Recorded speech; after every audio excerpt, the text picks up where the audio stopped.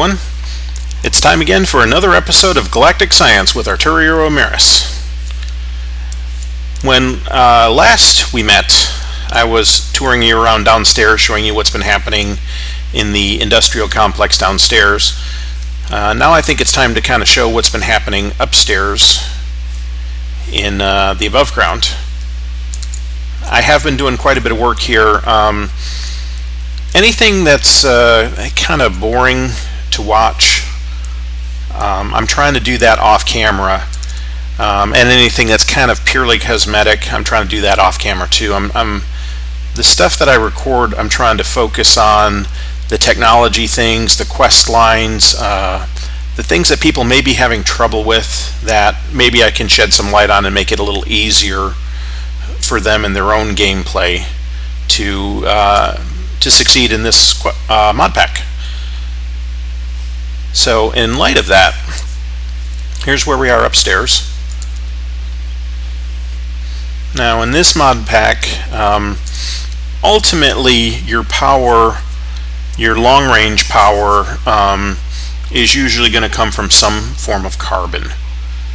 Either you're going to make propane out of it, or the methylacrylate. I'm not sure if I pronounced that right. There's other carbon-based materials that you can use for power, but ultimately that has to come from somewhere, and usually that comes from a tree farm. So this is pretty important to have a decent working tree farm. I'm lagging a little bit for some reason. So this is my chopper, and I've extended the range to 121 blocks, which is an 11 by 11 square. And it's still just a stone chopper. Now that I have automated resource production, at some point I probably will at least upgrade this to an iron chopper, because that works a little bit better. The big thing is the chopper that you use can use any axe up to the level that it is. So if you have a diamond chopper, you can use any of the axes. If you have an iron chopper, you can use a wood axe, a stone axe, or an iron axe, but you can't use a diamond. With a stone chopper here, all I can use is either a wood or a stone. The wood is pretty awful. The wood axes don't last long at all. The stone is marginal. But an iron pickaxe actually is pretty good. They're pretty durable. They last for quite a while. But to upgrade a tree farm of this size would take an awful lot of iron, and I'm not swimming in iron yet. When I get to the point of swimming in iron, what I probably will do is I will... Oh wow, the lag is very, very bad. When I get to that point, I will upgrade this to at least an iron chopper. I may make a diamond chopper just to fulfill the quest, but I may not actually use it, because using that many diamonds to upgrade a tree farm of this size, it would just be a ridiculous amount of diamonds, and I just can't waste them that way. But the way I've got it set up, as you can see, it's producing plenty of resources. The wood, the apples, which is my food source, the saplings, and I have it set up that I just have to feed it stone axes here in this barrel, and it's starting to run low, so I probably ought to make a few. Let me go gather that to make that.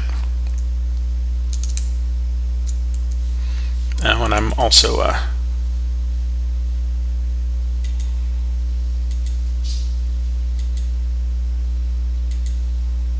okay.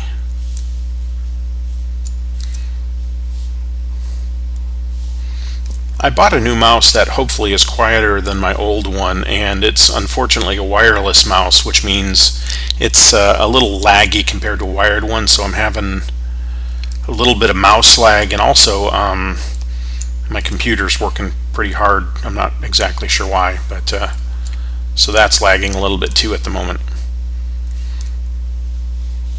Let's see how this is doing.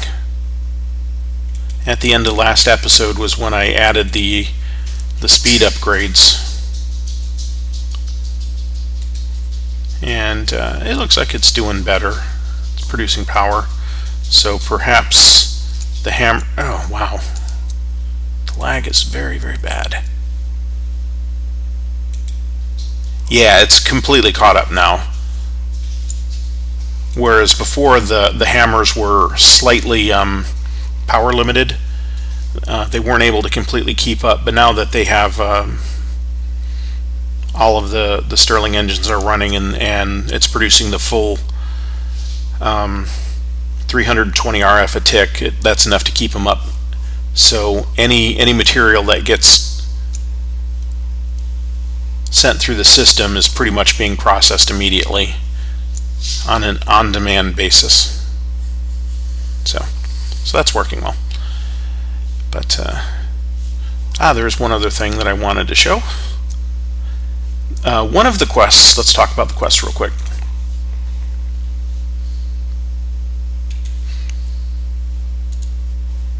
Actually, I was bad at math. Okay. One of the quests is to produce a single piece of quintuple compressed cobblestone. And in the various playthroughs that I've done, I've tried using crafters, I've tried using the modules for the relocator pipes that did crafting, and this is what I found is the best, most efficient way to make it happen, is to use this thing called a special chest. And that's literally what it's called. It's very, very easy to make.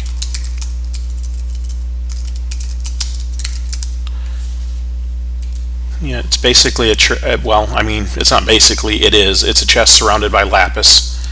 That's how you make the chest itself. Now, if you make that, that's not going to do anything for you. What you have to have, you have to make one of these RR wrenches. And that's very, very easy to make. It just takes a little bit of iron, so early game it's kind of painful to make.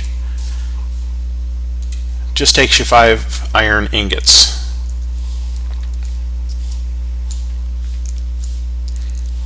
Now if you take this and you shift right click on your special chest, it opens up this little window where you can put upgrades in here. And what I have in here is a basic packager upgrade, just one. I don't know if you make more of these, if this will run faster, but I just have one and this works. And what this does is, as the cobblestone generator produces cobblestone, it feeds this chest. And that's where this cobblestone is coming from. And then every now and again it will take the cobblestone and it combines it. And whenever it has enough to upgrade to the next one, it does that. So slowly over time it will produce quintuple compressed cobblestone. It takes probably about 3 or 4 hours if you start from an empty chest for it to get a piece of quintuple. It's pretty close, probably in the next 20 minutes or so it'll make it, and then I can fulfill that quest. So of all of the methods to making quintuple compressed cobblestone, and I will tell you, on my very, very first playthrough, I actually did it by hand.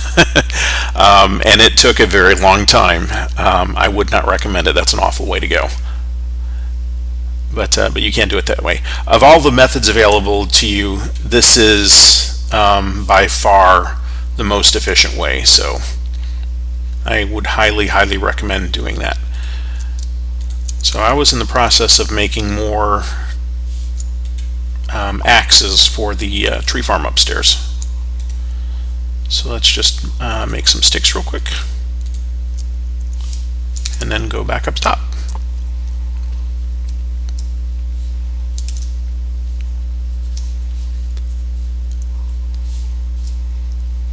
And I'll grab that oxygen tank out of there.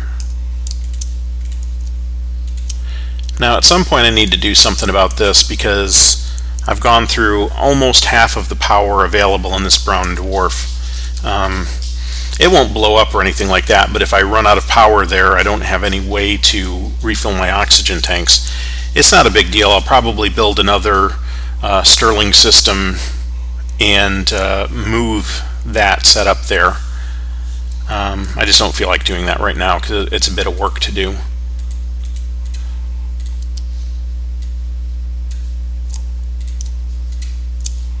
Okay, so like that, you just make a bunch of axes.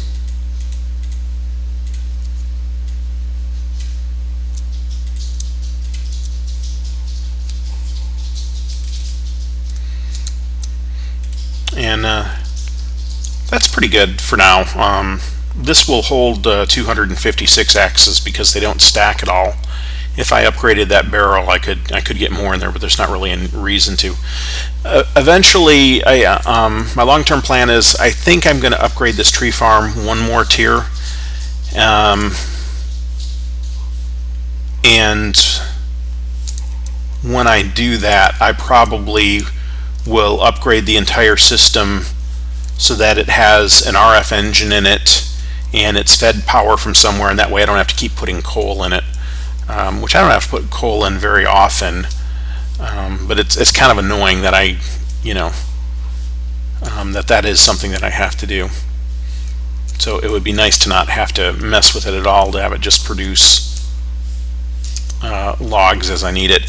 And then the last thing I'll probably do, these barrels here will get upgraded to Java barrels, and they will have counterparts downstairs, so if I need logs I don't have to come up here and get them. I'll basically just grab them out of the linked Java barrel downstairs, and by the same token, if I run out of apple seed, I'll just grab more out of that down there.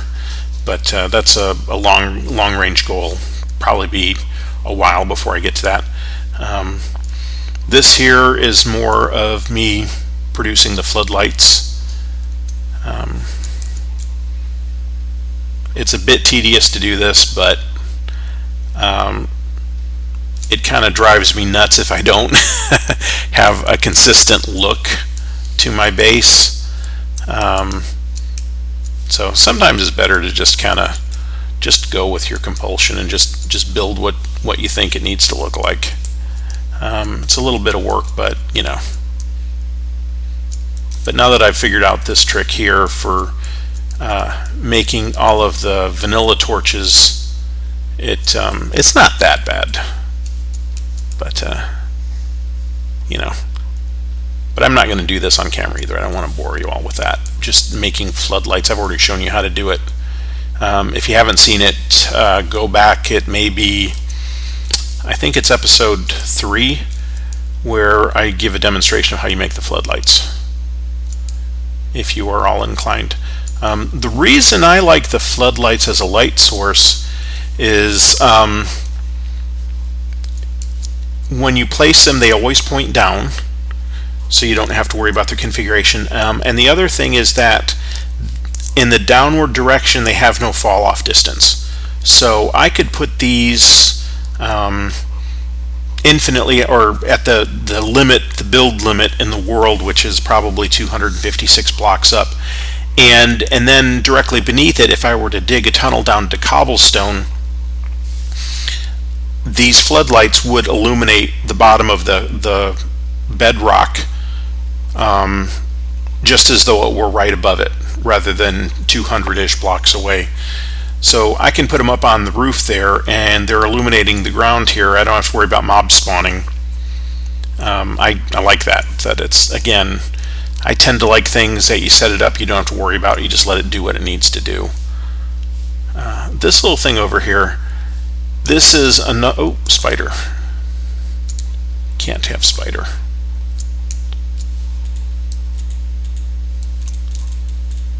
Spider must die. There we go. And what's going on out there? Yeah, there's some skeletons out there. I made the walls taller, and I made sure that the ground was low enough that I don't have to worry about skeletons shooting me over the wall anymore. I do get spiders every now and again, but the spiders are not all that dangerous, so I don't really have to worry about them. Anyway, back to what I was going to talk about. This is a trick that in the Galactic Science community server world I learned about. I don't remember who set this up. I was doing something else at the time. But this is a neat idea. You have logs in the ground like this, and then you harvest some leaf blocks, or you can actually make them in a synthesizer with I think cellulose. Let's look that up real quick.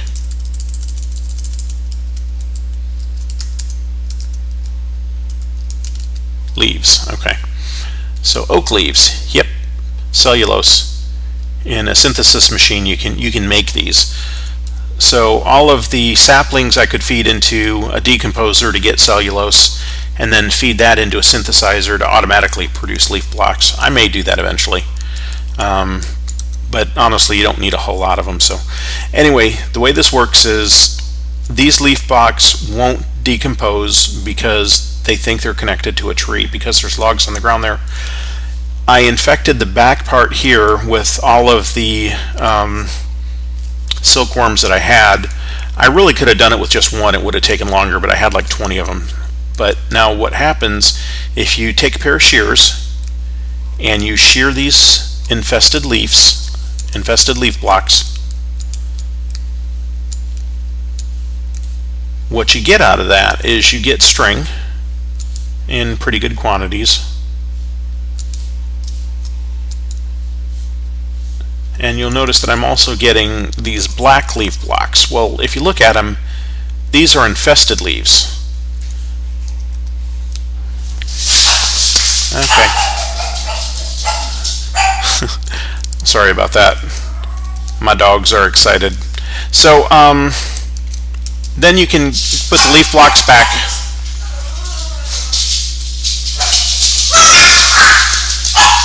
Alright, I guess we're going to call it there. Everyone, thanks for watching. Arturio, Emerys out.